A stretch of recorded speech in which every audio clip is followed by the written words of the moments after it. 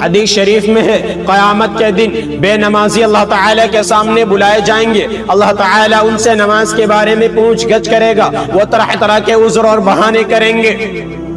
بادشاہ اور اہل ریاست نواب وغیرہ کہیں گے کہ ملکی انتظام وغیرہ کی وجہ سے ہم نماز نہیں پڑھ سکے۔ ان کے مقابل میں حضرت داؤد اور حضرت سلیمان علیہ السلام پیش ہوں گے۔ اللہ تعالیٰ فرمائے گا ان بے نمازیوں سے کہ دیکھو ہم نے ان کو کتنی بڑی سلطنت دی تھی مگر یہ نماز سے غافل نہیں ہوئے، اے نافرمانو تم نے جان بوجھ کر نماز چھوڑی تھی، اے فرشتوں لے جاؤ ان نافرمانوں کو دوزخ میں ڈال دو۔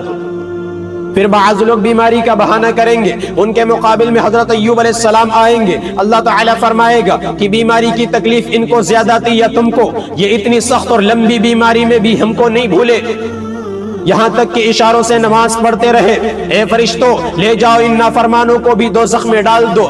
پھر اولاد والے بہانہ کریں گے، ان کے مقابل میں حضرت یعقوب علیہ السلام آئیں گے، اللہ تعالیٰ فرمائے گا کہ ان کو ہم نے تم سے زیادہ اولادیں دی تھی اور ان کو ان کے بیٹے یوسف کی جدائی کا غم دیا تھا اور ان کو بہت دنوں تک رلایا تھا، پھر بھی یہ نماز پڑھتے رہے۔ اسی طرح عورتیں حیلہ بہانہ کریں گی کہ ہمارے شوہر ظالم تھے، ان کے خوف کی وجہ سے ہم گھر کے کام کاج میں لگی رہتی تھی۔ ان کے مقابل میں حضرت آسیہ فرعون کی بیوی آئے گی، اللہ تعالیٰ فرمائے گا اے بے نمازی عورتوں تمہارے شوہر زیادہ ظالم تھے یا اس کا شوہر فرعون زیادہ ظالم تھا؟ اس ہماری پیاری بندی نے اس کے سب ظلم ستم سہے، یہاں تک کہ ہماری تابعداری میں اپنی جان دے دی اور نماز کی پابند رہی۔ غرض ہے کہ اسی طرح سب بے نمازی مرد و عورتیں اپنا مقدمہ ہار ہار کر دوزخ میں ڈالے جائیں گے۔ دوزخ کا فرشتہ کہے گا ما سلککم فی سقر، اے لوگو کس گناہ کی وجہ سے تم دوزخ میں آئے؟ قالوا لم نک من المصلین، وہ کہیں گے کہ ہم دنیا میں نماز نہیں پڑھتے تھے۔ ہادی برحق حضرت محمد مصطفیٰ صلی اللہ علیہ وسلم کا فرمان ہے کہ ایک نماز چھوڑنے سے 80 سال تک دوزخ میں جلنا پڑے گا۔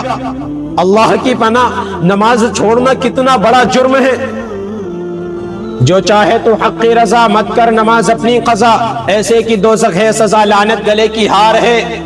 حق کی عبادت کچھ نہ کی گود اپنی آتش سے بھری، دوزخ کی سیدھی راہ لی دہکا جہاں انگار ہے۔ اے بے نمازی بے خبر تیری تو دوزخ ہے مقر، فرما چکے خیر البشر یہ اللہ کا اقرار ہے۔ اب زندگی کا راج ہے کر لے جو کرنا آج ہے، مر گیا محتاج ہے پھر تو نہیں مختار ہے۔